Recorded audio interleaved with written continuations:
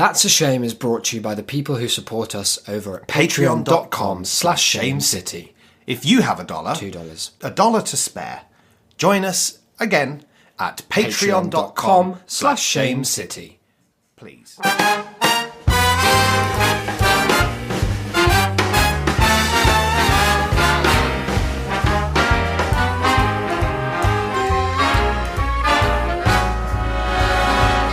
Look for the bare necessities, the simple bare necessities.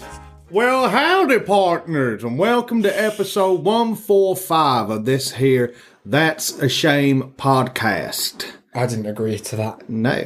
style of intro. We've changed the seating arrangement. We've swapped it flipped it. round, and let me tell you, the dynamic is going to change as well. No more are you going to foist upon me your mad Imagiporium-related rituals. No longer am I to be the victim of your outlandish, unprepared, dare I say, ill-prepared opening statements. Wow, okay. No more am I going to take the brunt and merely be asked for a response to some utter madness live on air that you do with a silent gesture like this that I'm doing to you now. It's a You know kind what it of is. outward palm stretching. Yeah, open. like a the handshake, but more universal sign threatening. of peace.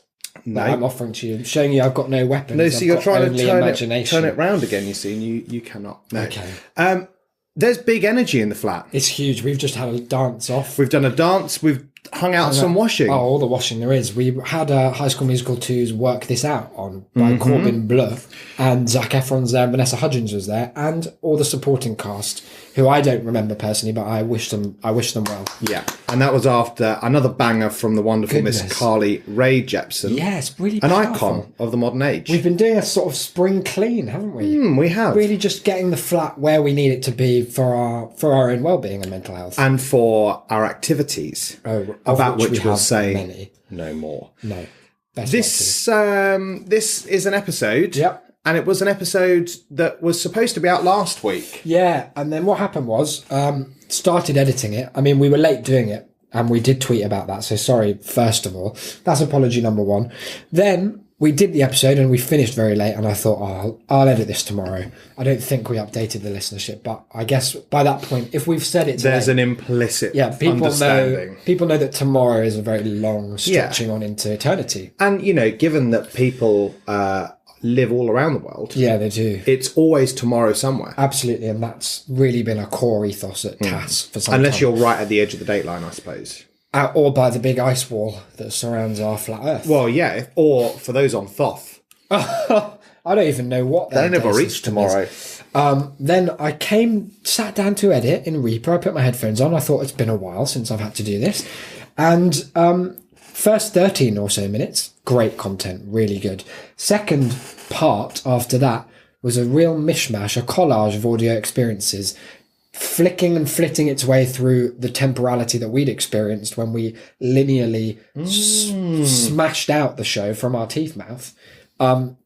I guess it's somewhere in the audio sphere the gods had taken it upon themselves to just reorganize those jigsaw pieces into something of their own. And maybe that's why we've got Jesus on our windowsill today, just kind of looking over and blessing the show, just so that doesn't happen this time. Yeah, no, that's nice. That's a nice thought. Yeah. How have you been then since last we spoke to the listenership? Goodness, thanks for asking. Very great. Oh, that is Absolutely. good. How are Yeah. how are the vitamin D levels? Yeah, really low still, but I'm taking all the supplements I can just to, just eke out whatever vitamin D there is That's to fantastic. be had in my body. Well, I'm sure that the listenership will be behind me in saying good luck. Yeah, thanks guys. Good luck Thanks a with lot. I have to taste like just eating olive oil, which isn't that bad, I suppose. No, it could be worse things. Could just be like generic oil. Yeah, and how about you? Yeah, I'm You've been okay. holding up. I have. You been holding up, big guy? Yeah. Just about. held up. Nice. Dangling. Like, like when you hold Like yourself when Michael up. Jackson used to hold that baby up, Yep, like when he did that pretending it was going to drop. He'd go very "Whoa." safely. Yeah, it was good. I was thinking the other day about, art. Because I was thinking about this episode that never went out. Yeah, And and it's this going to was go art. out now. Yeah, And, it's kind of about art in a way. Well, and it is as well. Just And, want to stress that. I was talking to my brother, Yeah. and I had this sudden flashback to telling him once when we were younger a story from that I don't think I told my parents for ages, which was that I'd written this poem at school, and it was a piece of art.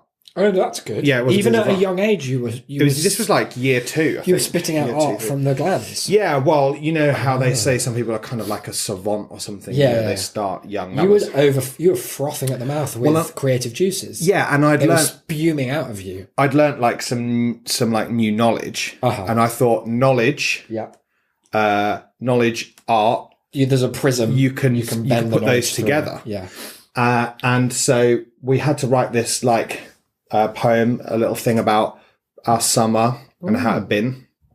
And I remembered a particular verse, just again to tell the story, move the narrative along, but also involve some of the education. Yeah. Because you know I was sort of top of the class kind of thing. No way, really? And I just wanted, you know, What happened? yeah. Well, don't worry. I was never top of the class in. Peaked you know, too soon.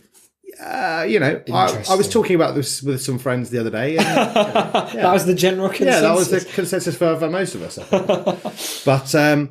But when your fire did burn, God, was it bright. And what I wanted was to, like Prometheus, share that flame, share that light with others. Yeah, And it was so an arsonist. this poem, and I'm afraid I don't have a copy of it anywhere, and I don't remember any of the other verses, although maybe someone else might. But I do remember very profoundly this one. Just tell me what you think. Tell me if it's stood the test of time. I should be honest and Yeah, obviously. I mean, this was like early noughties, so obviously, let like me just reframe into different- that cultural context. different Boy bands were movements. still on the up and up. I think this is kind of like just post 9/11, so we're all the world's And reeling. we'll feel that in the text, I'm Yeah, sure. and as well, you know, I just want to bear in mind that that's, you know, nearly 2 decades ago now. It's like styles do change. I know that it's not, you know, like sometimes you listen to kind of R&B from that era and Yeah, you're and like, it's a a little bit doesn't- dated bit or tinny. whatnot. So here we go. It's just a little Okay. a little sort of quatrain sort of thing.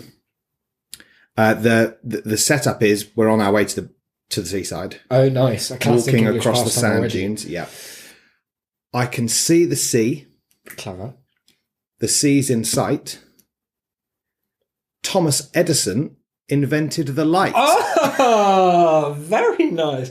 What I like about that is the seamless transition. Well, yeah. From lived experience, kind of that first person perspective, present tense as well, to just throwing in a kind of aside that really, it's like you're taking the reader into their confidence, into your confidence rather, and just being like, look, I can see this. I know you can't because you're just reading this dead text for all intents and purposes. And so a way to connect your 2001 post 9/11 trauma of visiting the seaside site with a broader kind of human narrative was to just relate that to some of the great geniuses of the age. And also, I think I was kind of going for a, you know, in that time after 9/11, you know, you had to confront, as many did, you know, at the early beginnings of postmodernism, just after like the Second World War, the Holocaust, the dropping of the atom. You remember all that? Yeah. I had to. Bad stuff. We were all kind of forced to confront in the wake of 9/11 that kind of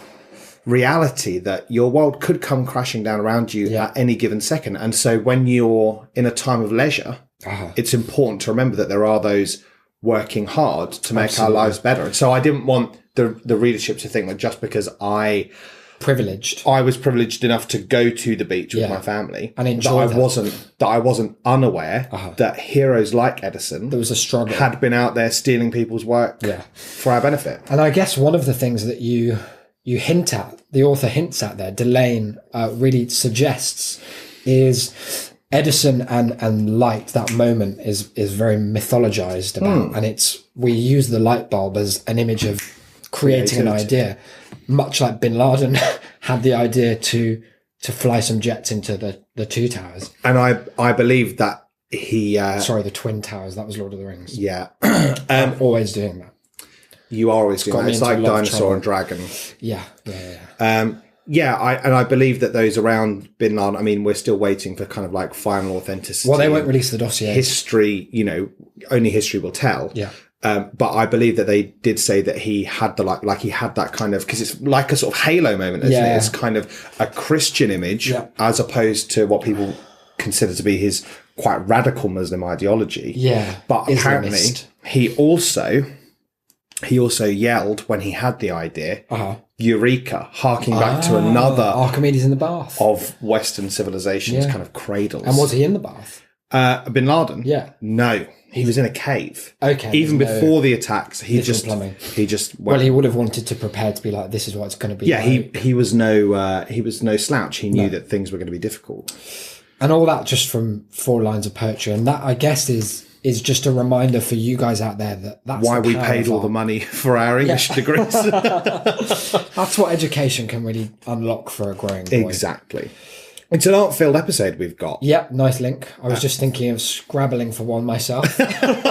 So Bin Don't worry, Laden I was just a went funny broad. guy. He wasn't what you'd call a stand-up guy, but Oh god. no. So we want to talk, harking back to one of our earliest episodes, episode 4. Yeah, you remember it. And if you Sit don't, down, pause stand this up. now, go and have a listen. I bet it doesn't hold up very well. No, it's an hour and 40 minutes. Yeah, maybe say bye to the family for an afternoon. Whistle off down to the solitude shack and just pop those earbuds in. And it was released, I think, just after you'd come to see an act of mine, where I did a very well-received step about a date I went on with a Yeah. girl in a wheelchair. Yeah. And I just, it's been a while since then. 2 years coming up. Absolutely ages. So I thought, given that I'd started kind of getting back into doing some stand-up comedy of late, that I would, I'd just return to the subject. We could have a little chat. I believe you've brought along some related content. Very related and something that I think you'll find particularly edifying. Perfect. In this time of journeying into a new form and really just trying to find your place within the broader system that That is is good. Comma Laughs. Oh, I'm looking forward to that. Yeah, you know. Yeah, I'm terrible. Anyway, so what I largely wanted to talk about was the various archetypes that, even after a couple of years or 18 months out of the game, as we call it. Do you call it the game? The game. That's really interesting. Capital T, capital G. Yeah. Capital E in both as well. Yeah. Very nice. Just to kind of bookend the words. Yeah, no, it's an aesthetic choice and I'm really on board with it. Thank you. So, like returning to it, that those archetypes still remain. They're kind of a constant, and I feel they will be going forwards. So There's this something is essential about them, platonic almost. exactly. So Wherever there's an open mic, these people will flock. be behind it or in front of it, depending on how you like to preposition that. I'd like to I just want to share a mind image that I've had that I think might apply here. Must you? And just tell me if I'm right or wrong. What I'm picturing is a very complex Play-Doh machine. And you know what they're like, the Play-Doh machines. You're not supposed to eat Play-Doh, but you can, and you will not die unless you eat too much, because it's mostly just salt and food colouring. But what you're maybe suggesting, and we'll come back to this at the end and see if my hypothesis bears out true, is that it's less that everyone in the world can be sorted into these categories and more that our ideas, what society enforces as our kind of roles that we have to play in the stand-up world, are akin to taking that creative dough and forcing it through the sphincter of the stand-up comedy Play-Doh machine. I'm going to say it probably is not that.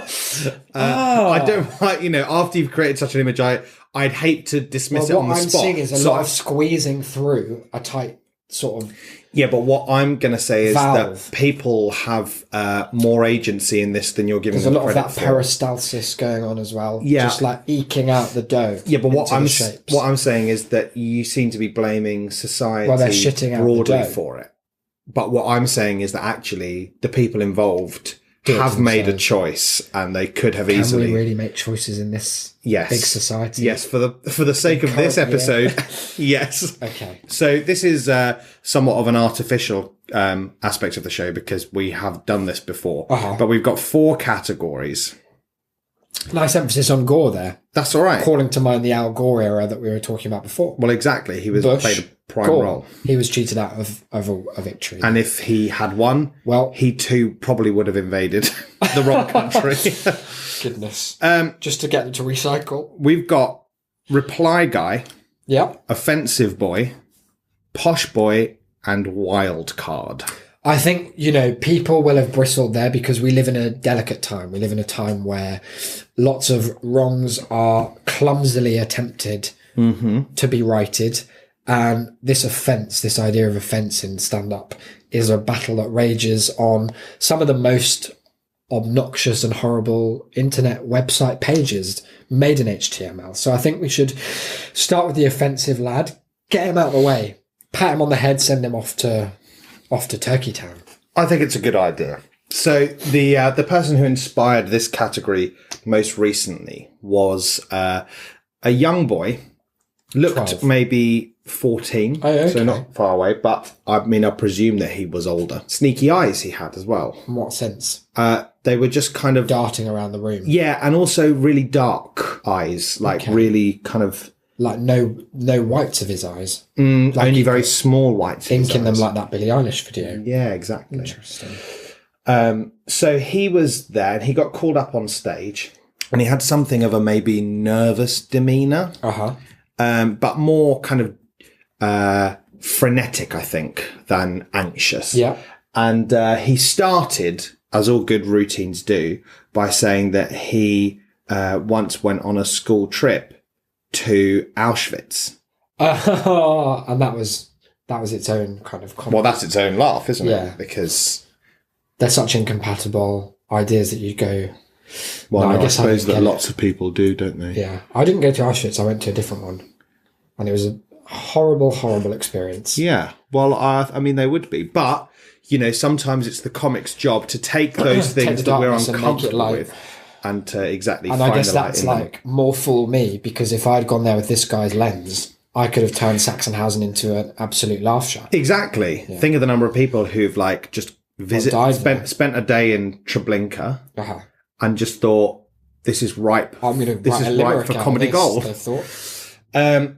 And then his joke was that I think he could see the Holocaust was bad. That's really good that he will start with that kind of blanket condemnation. And just want of to say genocide. as well, more than that, it's brave.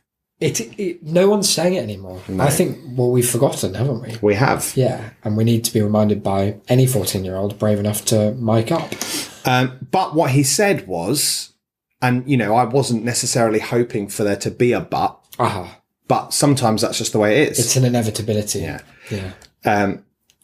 It was bad, but... He said, but he didn't really get some anti-Semitism. Like, he didn't understand why you'd be offended by the accusation that you're running everything, because that feels more like a compliment. And that's... I'm just going to Google for a second. Yeah, just have a quick, we don't want to be factually inaccurate on this show. That's a new joke.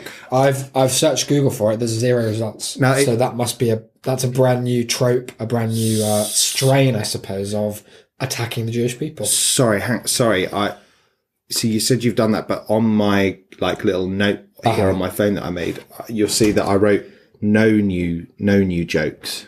I guess that's your prejudice then. It could be, yeah. Yeah. And that's something you'll want to reflect on. And apologise to him for. Absolutely. Because all he was doing was trying to be helpful. So maybe what he's actually doing is presenting himself as a kind of satire of anti-Semitism. No, I think what he was trying to do is be an edgy prick. A dumb, edgy idiot. Dumb, edgy idiot prick. An Dumb, edgehog. edgy, An edgehog. 4chan. Say hedgehog now. Edgehog. Thank you. There you go. Yeah, that's very bad. And we condemn anti-Semitism on That's a Shame, We don't do, fully and robustly. Oh, wait, well, what are we clapping? That was more a rhythmic thing. Oh, I see. Sorry, I thought you were like... When you judge a gavel. Right, oh, I see. Yeah, it sounded... Well, I mean, it just was applause.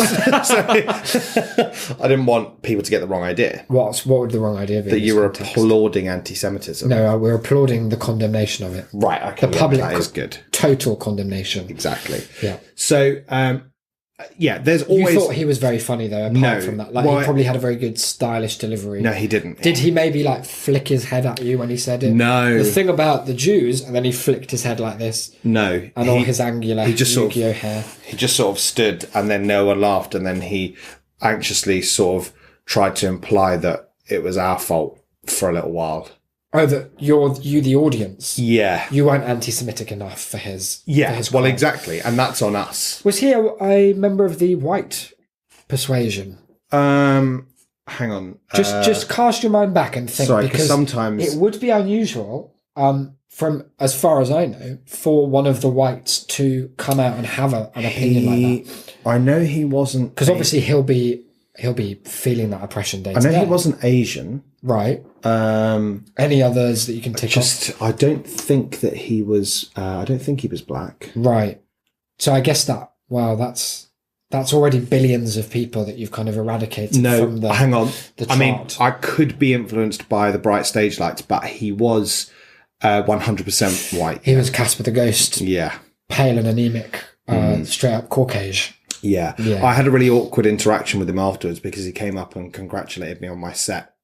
Where you have nothing else to say. And I just said, thank you. Yeah, I've had that experience as well at Edinburgh, when you've done a play that's okay and seen a play that's bad, and there's a lot of like venue incest where they're like, oh my god, I'll come and see your Vencest? thing. Yeah, that's what they call it. I didn't want to make that clear because this is not an in crowd. No, but I just, Yeah, it's fine. They can learn some of the lingo, but don't use it. It's not your place. When you're out there and you're doing the Vencest, you go and see other people's shows so that they come and see yours. And obviously I don't do that very much. No. But if you do, they're like, oh my God, yeah, no, really liked your thing. You're like, thank you. Yeah. That means a lot. I've got to go. But keep on keeping on. The thing is like, I don't even think that he was expecting me to say anything back, but I think he knew it was bad. Do you think he knows that he's doing? No, he's doing on stage No, he doesn't know. anti-Semitism. No, he doesn't know. Okay. He doesn't know. What does he think he's doing? Here's what he thinks, because it's not just him. Like it. Yeah, no, whilst he's he is a emblematic. prick, but he is just. And he's a probably the representative. narrow end of the wedge. Oh yeah, no, he was like he didn't kind of double down, Right. really, which often is the case. Does with he give you the people. impression that if you sat him down for a couple of hours, Yeah, you got some leaders from the Jewish community to just be like, look, mate, I think if he get like Norm Finkelstein in, saying, shut the fuck up, don't do it again. you need a better act. He could do his like big squeaky voice. Yeah. He could talk about his parents. Yeah, well, he would. Really lay it on He thick. could. No, yeah, he strikes me as the sort who you could probably persuade if you're like, mate, Hang about. there's more to this world. But traditionally, they are not a corrigible group of people. Interesting. There's always at least one at nearly every night you go to, a person who gets up. And this thing that we mentioned earlier about like no new jokes is I think really core to it. Like it's obviously as decent people, which our listenership are, you can take for granted that all of you understand that doing just flatly offensive material is bad. Yeah. But like more than that, what is tragic about them as a group is that they will never understand that people aren't not laughing because it's offensive or because they are offended. Oh, yeah, this is sad. They're just laughing because... They're laughing because it is not funny. Like, there is no joke. It's like when... And, like, only people in their community will laugh at that. It's like people who do a Diane Abbott can't count joke. Oh, a classic. Yeah, a big boomer joke. Yeah. Despite, like, Philip Hammond going on TV the other day and literally refusing to believe, in spite of all of the statistics that he knows and is presented with, and UN reports saying that Tory cuts have led to 130,000 needless deaths, that he just refuses That's to spin believe. there, isn't it? You've got to remember. That is spin, yeah, That's sorry. the liberal media. That obviously it's Diane who can't count because she got one figure wrong in the 8th consecutive interview in the same 3-hour period that morning. Yeah. But you know, Well, she's not putting the work in. But the thing is that it's that people make that joke and you're like, what do you think the joke is there? Like, you haven't said anything new. Like, there's no new laugh there. Yes. And there's no new laugh in saying, like, do you think, how many of them do you think, as a percentage, when they say something like, wow, don't see why you'd be offended as a Jewish person if someone implied that you were puppeteering the entire world order. That feels like a compliment. What percentage of them think that's a new joke that we haven't heard? I reckon the kind of person, there's almost like a self-selecting element to it, where the kind of person who's willing to say that is the kind of person who's been exposed to so little outside of the kind of Breitbart bubble that they probably, most of them, think that what they're saying is new to most of the sheeple.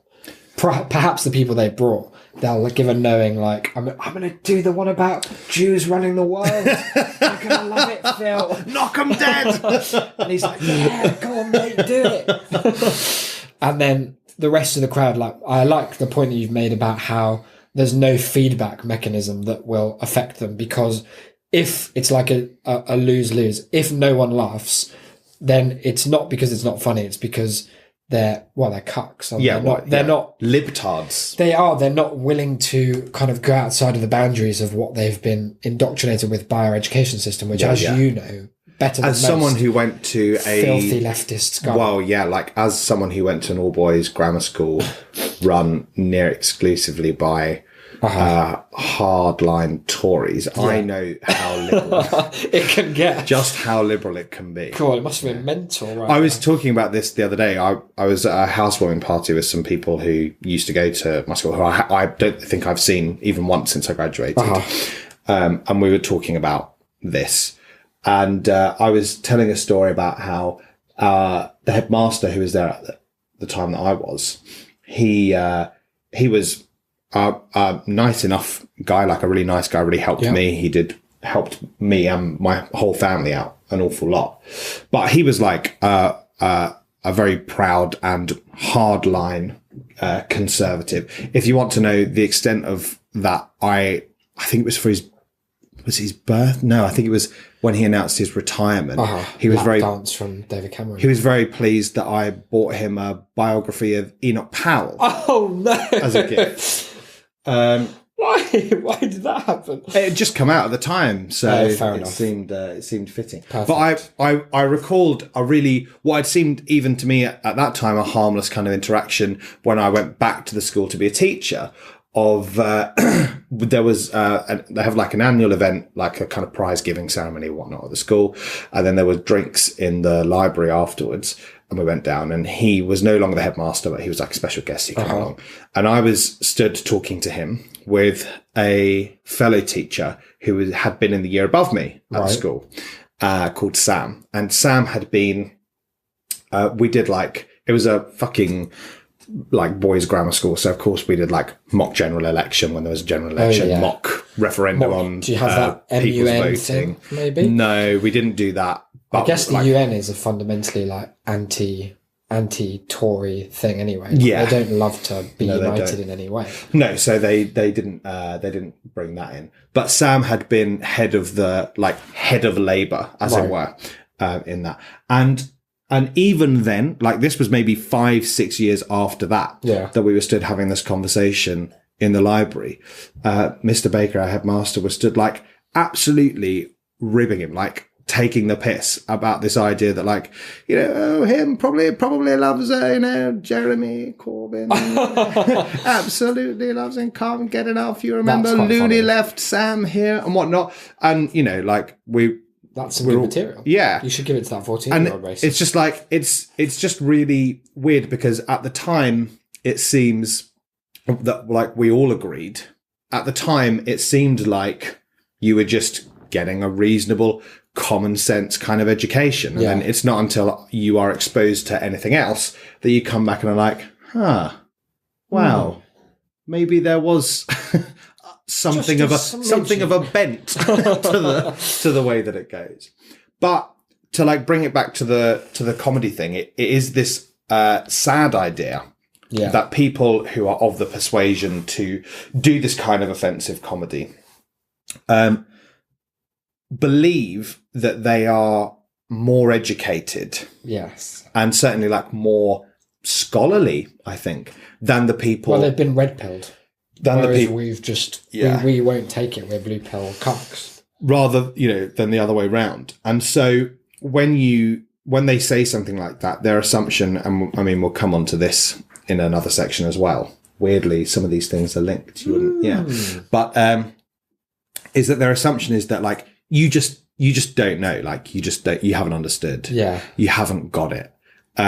When really it's quite the opposite. I've spent a lot of time online this last week arguing with fans of YouTuber Steven Crowder, host of the Louder with Crowder show, which has come under some scrutiny from Carlos Maza of Vox, who does the strike through videos, because Crowder has been doing something of a debunking of some of his videos. That's what he calls yelling slurs and straw man arguments. It's kind of homophobic campaign of hate, I suppose. And just a small content warning for some unsavory language that his debunking, because someone who's such a profound scholar as Crowder. Yeah, because he was the voice of the brain in Arthur.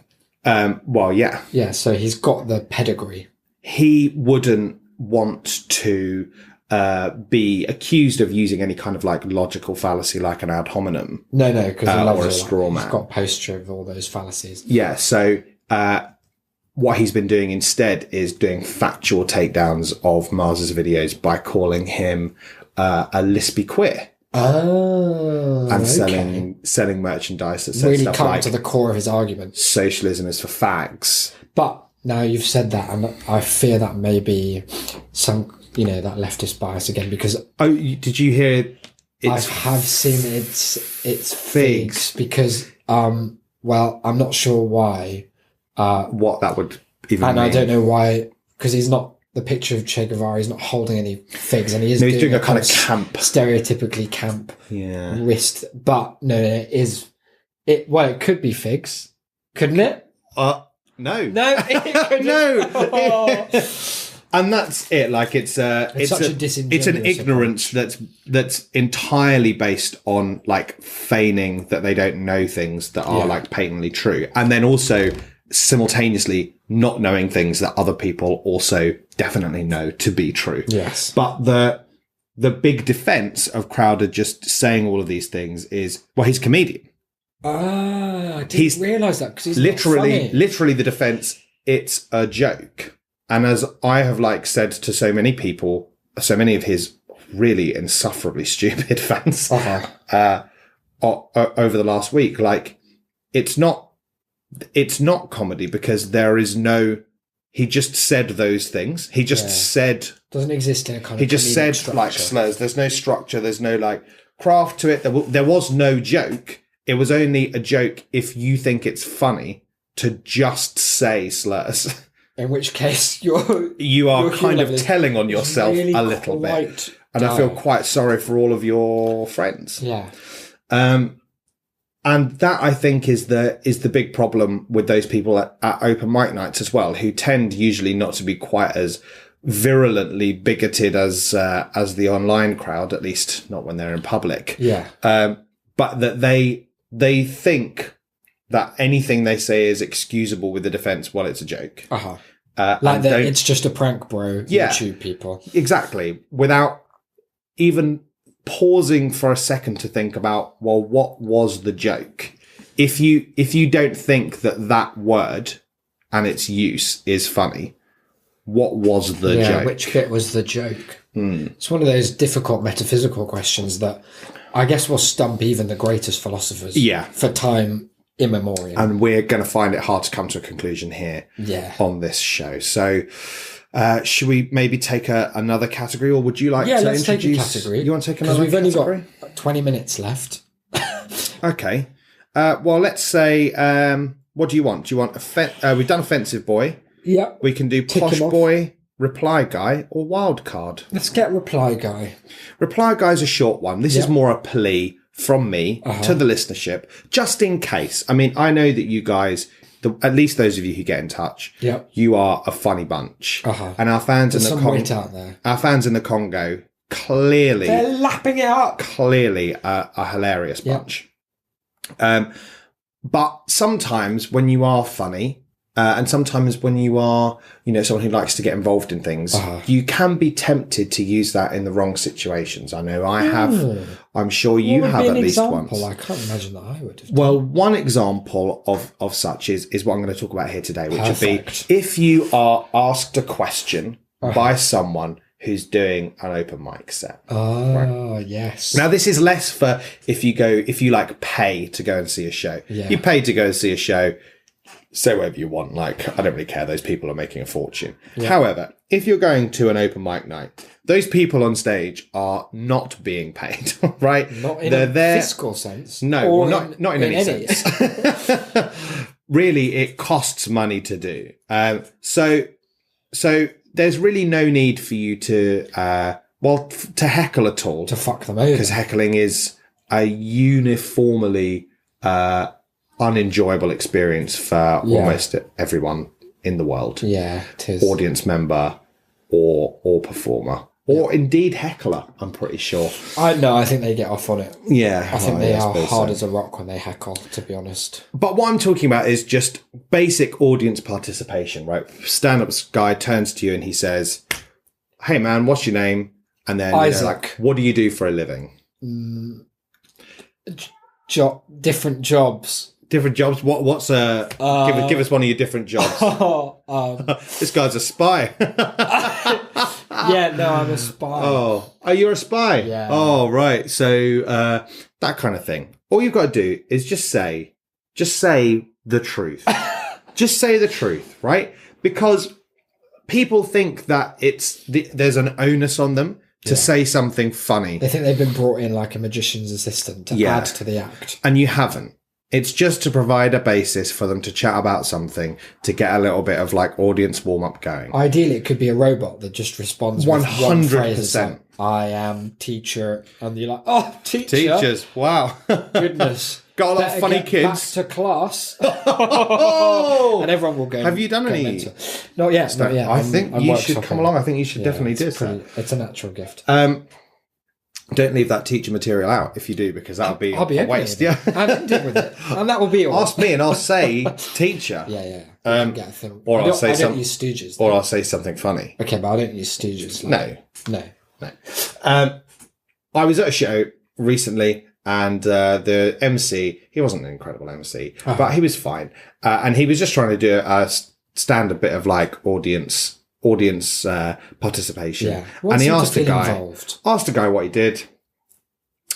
Quite nicely asked, like, first of all, like, are you an act? Like, are you performing? Because they don't like to chat to the acts in the stage. I think specifically because they worry some of them will feel the need to. They'll start doing their material. Yeah, just like stand up and come on like stage. When there's a Q&A in any circumstance and someone goes and spews their entire Not a thesis. question, but I've been thinking about the ramifications of Tarkovsky's particular. And that was Isaac shooting himself there. Both. Just like standing next to them. And he asked this guy what he did, and he said he was a lift engineer. Okay. Now that's a funny job. No.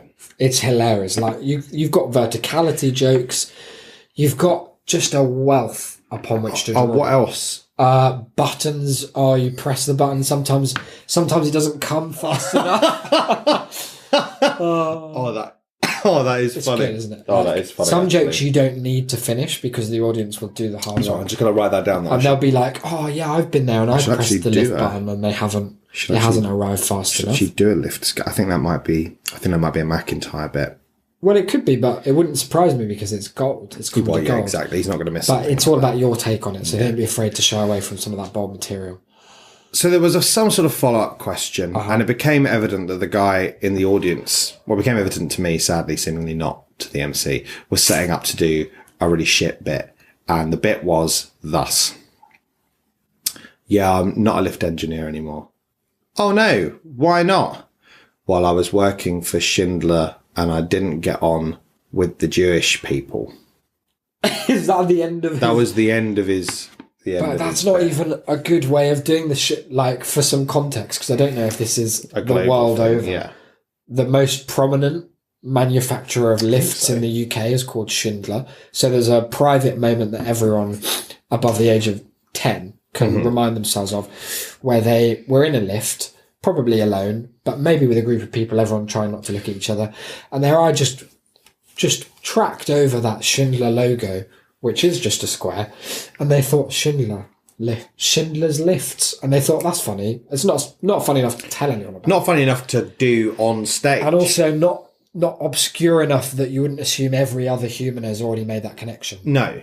And yet this man here, he was charging ahead Yeah. with a bit that I don't know if he intended it, Yeah. but just made it sound like he himself was anti-Semitic, Well, he is. and that the Jewish people just didn't like him. And completely barreling past the very obvious Schindler's Lifts like sentence structure. to just go in on the Just Jewish be like, people. oh, what's funny about that concept is anti-Semitism. It was if they didn't like me Yeah. because I was clearly a dick. Goodness me. The MC, he was cackling all over the gaff, I'm sure. No, well, like, just no one was. I would have It turned honestly, on like the brightest fluorescent house lights and asked everyone to leave. it does kill. Like, It it sucks kills it out. the energy. And just like answer like quickly and just say the truth. And it doesn't matter. Like, literally no one's going to care. At a free open mic night, the person on stage, A, isn't going to be funny enough to actually rip the shit out of you in any way that matters. And Yeah. B, no one's going to fucking know or care that it was you anyway, even if they did take the piss out of you. Yeah, no one which can they're even not see likely who to you do. are. So just give your answer, say the truth, and please don't be the fucking reply guy dick in the audience. Okay.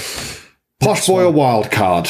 Let's go Posh Boy and end on Wildcard. Do you think? Yeah, I think that sounds good. Okay. Posh boy is a category. I don't know if you saw this coming. It's a category that's adjacent Right. to offense. Why would that be though? offensive Because boy. if you've got lots of money and you've been brought up in privilege, obviously you'd have devoted a lot of time to learning about other people's experiences No, you and see- kind of no, you see, familiarising that's- yourself with the class struggle as done- it manifests itself. You've done a whoopsie.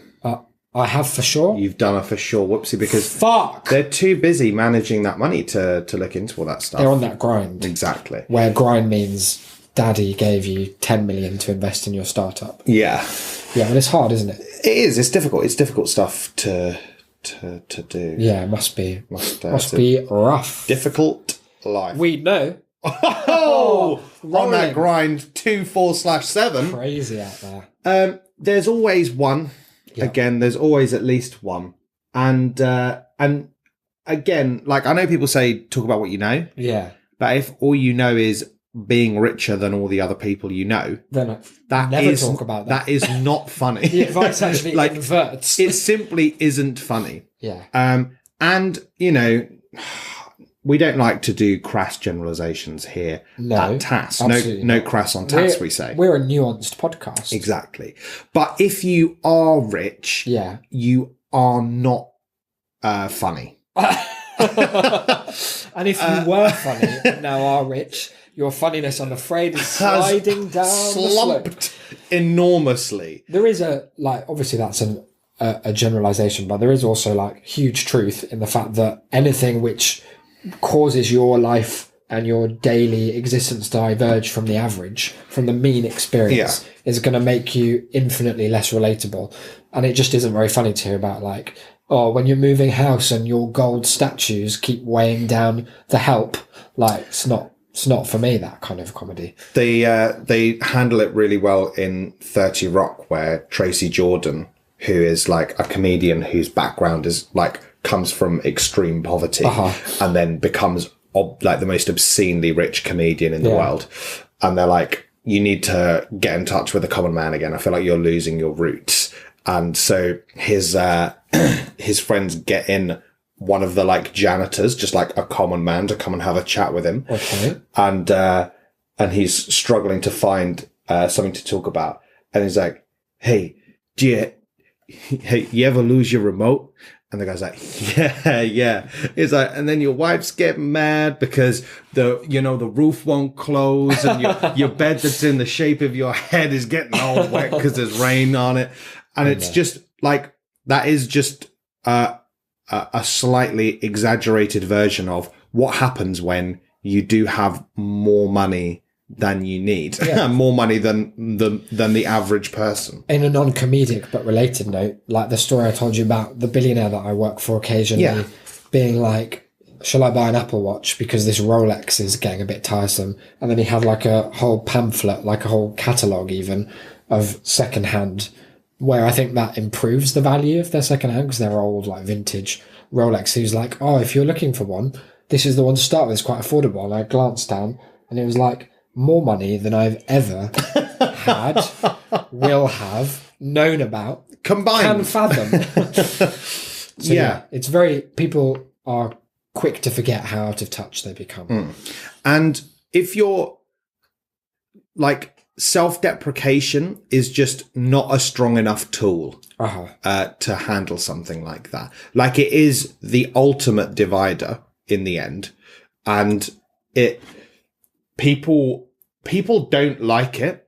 Like, people who are going to open mic nights, like, are a largely middle class kind of audience, or at least descended from.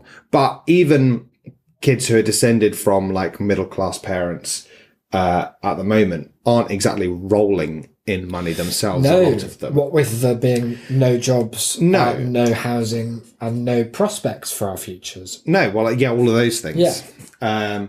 And so they're not typically swimming in cash. And so hearing about how you are and how you're like, oh, God, bit of a drag sometimes, is just honestly the most off-putting thing that you could say. Like, there is, like, it sounds so obvious and it is something of a truism, but your relationship to an audience is like the most important aspect of doing a set like this. And that doesn't mean that you can't be antagonistic, but there has to be a genuine underlying sense either of irony or contrition on your part if you're going to be doing so. Yeah. And there never is with this guy. Weird. The guy at the last set that I did, Was the exception. no, he, like, one of his jokes was literally about how he doesn't just have Sky Plus, he has Sky Q. And some of his friends, were like, well, what even is Sky Q? And I was like, are you kidding? Are you kidding? You don't You don't have even that know in what every Sky room. Q is? What are you, poor? Well, yes. Oh, That's funny. That is quite funny. And I think I don't know if this is a good sign. I suppose it's not a bad sign, but It's a sign. does raise some questions. Is that more than the offensive guys, these people get greeted with utter silence. Interesting. Like, it is the thing to which people have no reaction. Like, there's not even, I suppose what they don't get is like nervous laughter. Where when someone's being offensive, some people kind of laugh because they're anxious about They want like, to break the tension in the room. Yeah. Like, oh God, this is horrid. whereas with the posh guy, there is just none of that. They probably don't mind though, I kind of imagine, because they'll have been trained from early prep school days to be so despicably self-confident and assured in their place as generally above the common man that they will just plough through. There's a real kind of indignation. In some senses, yes, they will and will always kind of double down. But also there is a lot of blame on the audience. Well, it would be their Like, fault. yeah, for not getting it. Like, there's, as if I've got up here to do this, I am entitled to your laughter. It's kind of the sense. There was a guy we spoke about last time, but for those who haven't heard or don't wish to trudge through it to refresh themselves, of a guy who, at the first set that I ever did years ago, who ended with a joke. Yeah. Well, I say a inverted joke. Commas. About how, you know, he was family friends with David Cameron. He was sad when David Cameron left office because he'd been promised some sort of like job in government, all of which was probably true. Nepotism is funny. Well, it is. If you don't think it is, then that's maybe a reflection. Yeah, that could be my fault again. Yeah. Maybe he was right. But he said, but I wasn't hopeful. I mean, who could imagine a blonde, fluffy-haired, privately educated, edgy, rich boy as foreign secretary? Oh, Which, for those of you who don't live in Britain, is not so veiled. less reference. veiled, more spotlight directed at. Reference to Boris Johnson, who's all of those things and was foreign secretary. Yeah, It's and not do you think the audience would have picked up on that though? Because it sounds like quite a subtle. Well, we all did because we groaned. There was a apart from me, Yeah. where there was just teeth chattering fury Nice. for the whole act. Very good. But he followed this lack of laughter up with the most condescending gesture, sound, and sentence perhaps I've ever had the powerful misfortune to hear on triumvirate. stage, where he cocked his head and went, "Not a politics crowd, eh?" I would have shot him I to death on the spot. Bryony had to hold me in my seat. I was so done with What a this. thing to say. Imagine. Imagine thinking that's the problem. But that's it. Like, that is Must be this that's 50 literal people's fault. in, like, well, 50's generous. Like, that is textbook entitlement. Like, it couldn't possibly be My very that, funny. that what you said was not funny. Yeah. It had to be that the people listening didn't But understand. they probably it. didn't do PPE. That's the thing. They probably didn't. I go didn't. to- I did English. Yeah. And we're just a bunch of libtards. Well, we're dumb. Here's the problem. We are done. We spend too much time fantasizing and not enough in the real kind of economic reality of the world, and that's why we have to vote Conservative. Not just in this country, but in all. Yeah. It's a moral imperative. It is. Our final category Yeah, for which we only have 5 minutes. is, is the wild card category. You strict time limits for this one. Yeah, I've got to watch E3. I know. Is the wild card. Yeah. And this is that there, for better or worse, will be someone at every open mic night who has a chaotic energy, either I like this, right? either about their set, about their demeanor. It could be anything. Maybe both. Could be both. I like that. And this person could be a good comedian. They could be not a comedian at all. They could be a Interesting. mentally ill person who walked in off the street. Fair enough. Hard to tell the difference. Sometimes. Some examples would be, Yeah. from sets I've done, a guy who did a set that was solely about a specific night bus in Edinburgh. That all of I the think that's jokes. funny. Well, I wet myself laughing, Did you?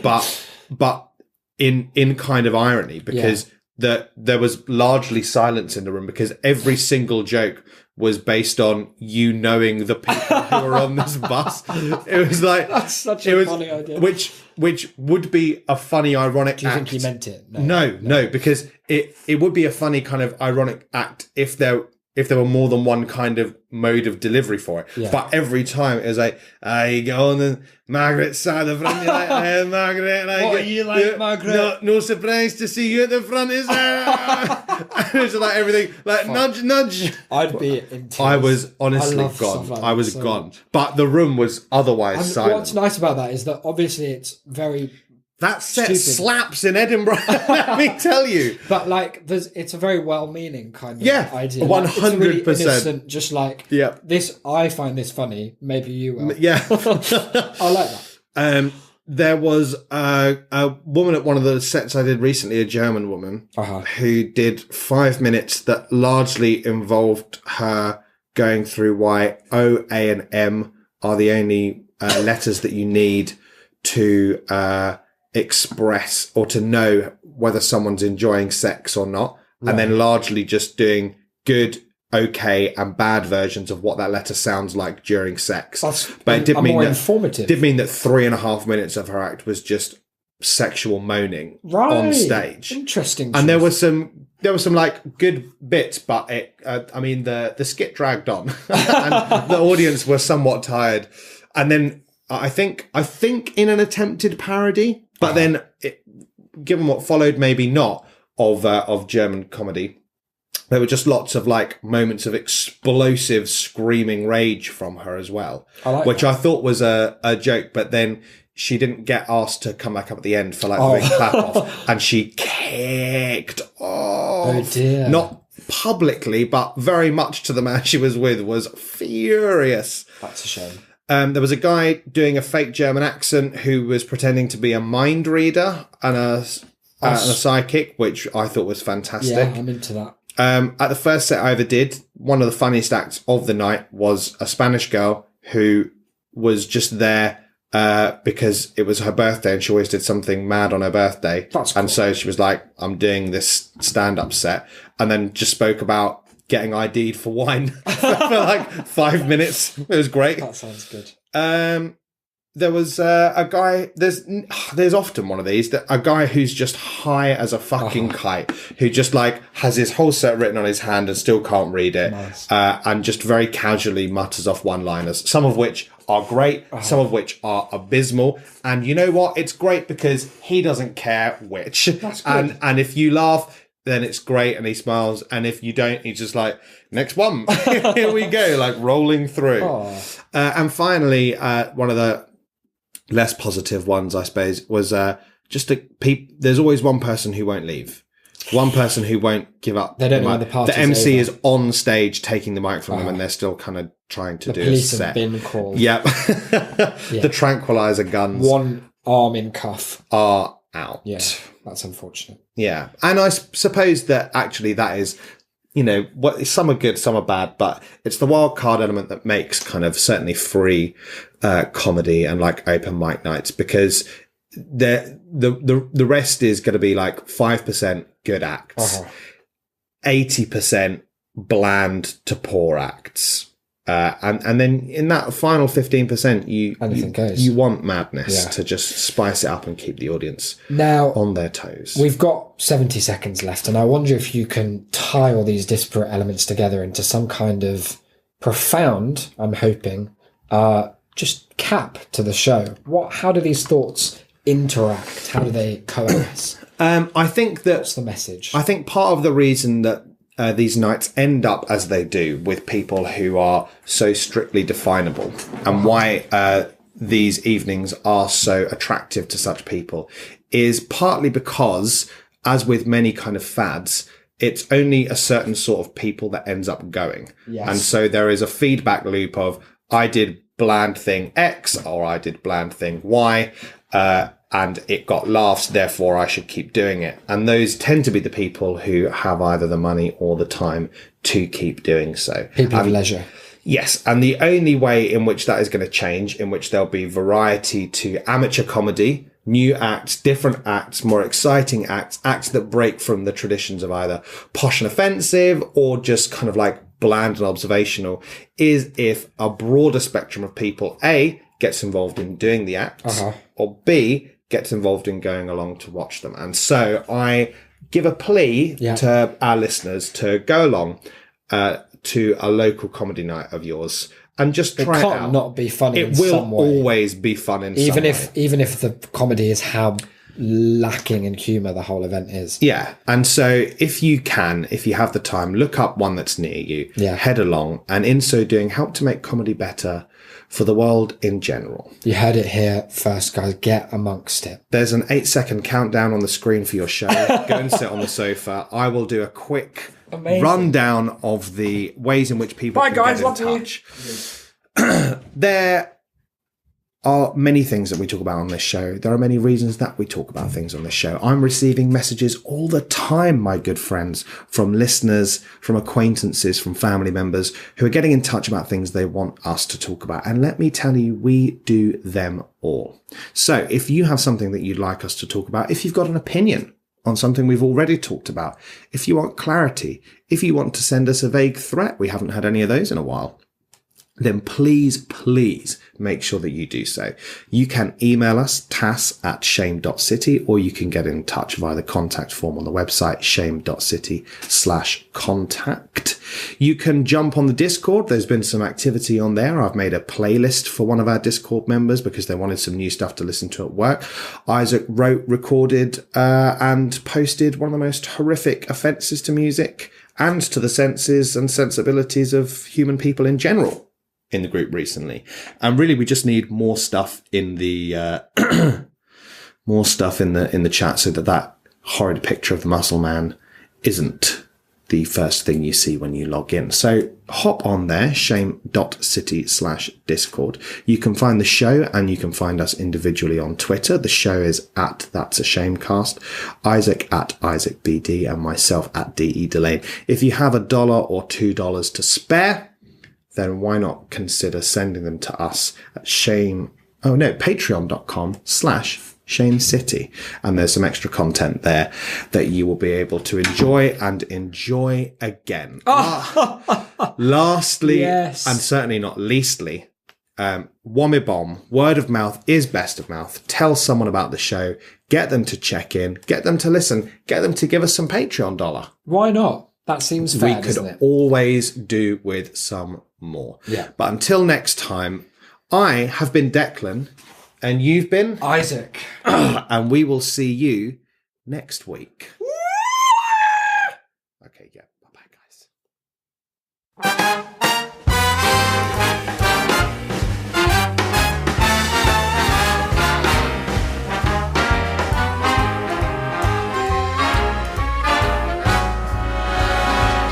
Look for the bare necessities, the simple bare necessities. Forget about your worries and your strife.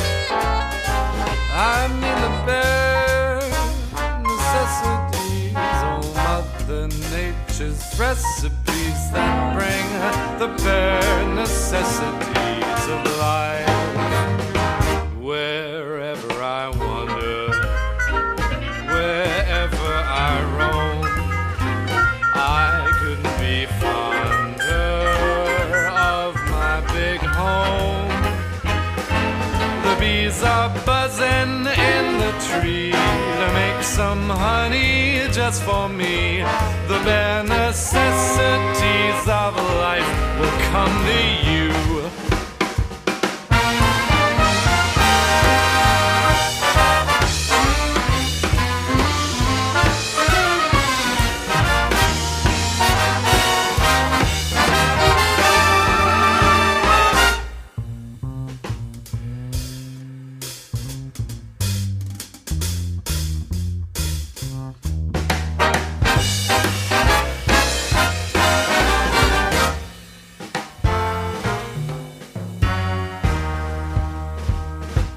For the bare necessities, the simple bare necessities. Forget about your worries and your strife. I mean the bare necessities, oh Mother Nature's recipes that bring the bare necessities of life. Wherever I wander, wherever I roam, I couldn't be fonder, my new home. The bees are buzzing in the tree to make some honey just for me. The bare necessities of life will come to you. Necessity